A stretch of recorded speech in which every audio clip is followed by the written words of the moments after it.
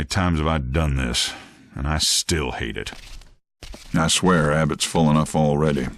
At least when you escort an inmate to death row, you know he's scheduled to get what he deserves. So recently I just finished up the Suffering series, a shoot-'em-up horror game in which you uncover the mystery of the main character's slain family members.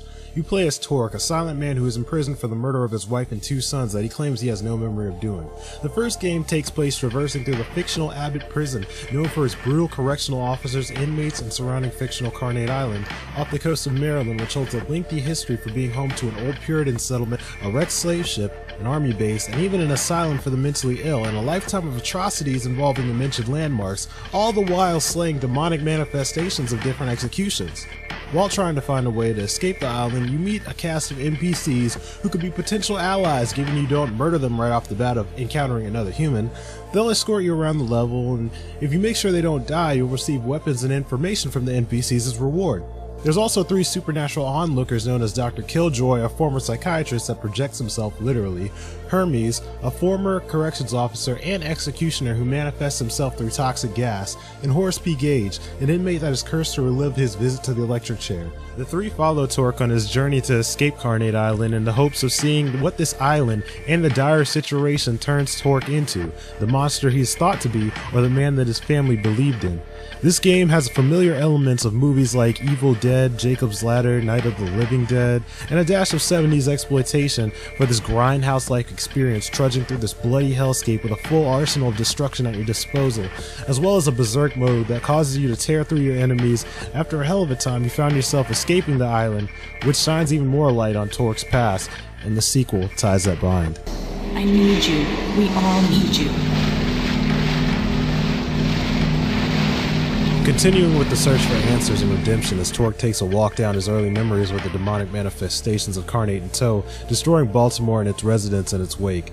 Picking up immediately after the first game, Torque comes to a revelation that brings him to his hometown of Baltimore. Fresh out of the frying pan, Torque confronts the research group known as the Foundation that is investigating the demons dubbed malefactors by their leader Jordan, a woman in white that is obsessed with getting to the bottom of where these malefactors come from and how Torque is involved, as well as one of Torque's oldest rivals, Blackmore, a mysterious drug lord that was once longtime friends with the protagonist until a falling out occurred. He returns to hound Torque over the death of his family, and it is also implied that he has a strange connection to the malefactors like Torque does.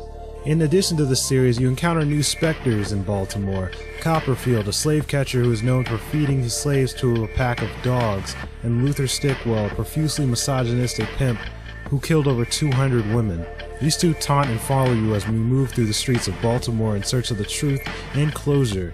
The gameplay switches up slightly. There are more escort options or chances to save civilians during upgrades to your berserk mode depending on your good deeds or your bad deeds.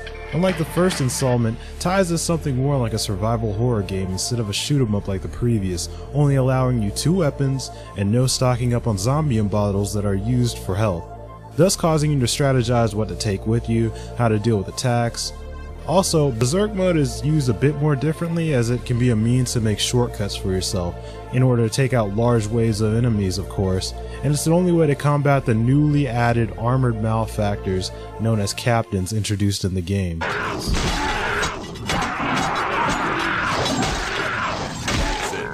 With style. The things I found interesting is the lost art of the mute protagonist, or rather, letting your environment speak for itself through illusionary flashbacks and a series of notes in NPC dialogue. The overall atmosphere has a psychological horror done well to it. What most interests me about both of these games was the choice of a racially fluid protagonist, which isn't really a big feature, it's just not really seen for the most part. I like the fact that developers wanted Carnate to be a melting pot of diversity as well, with all the locations, cover-ups, and rumors spread throughout the island. The Carnate and Baltimore journey from cell to hell left me wondering more hours, more guns, and more gore. I also wanted to note the alliances throughout the series. CEO and inmate alike seem to have differing opinions on what is exactly happening. Most think it's an end of days sort of situation, some a bad drug trip, and others a government experiment. It's never really implied where the creatures even came from, or if this is even real or illusionary. For those involved, it's almost as if Carnate is under attack, but more in the form of a collective madness. I'm not really convinced the monsters are physical but more mental manifestations, but it's not specified. There's a lot left up in the air, but it's just one of those games where the speculation is more stimulating than the obvious.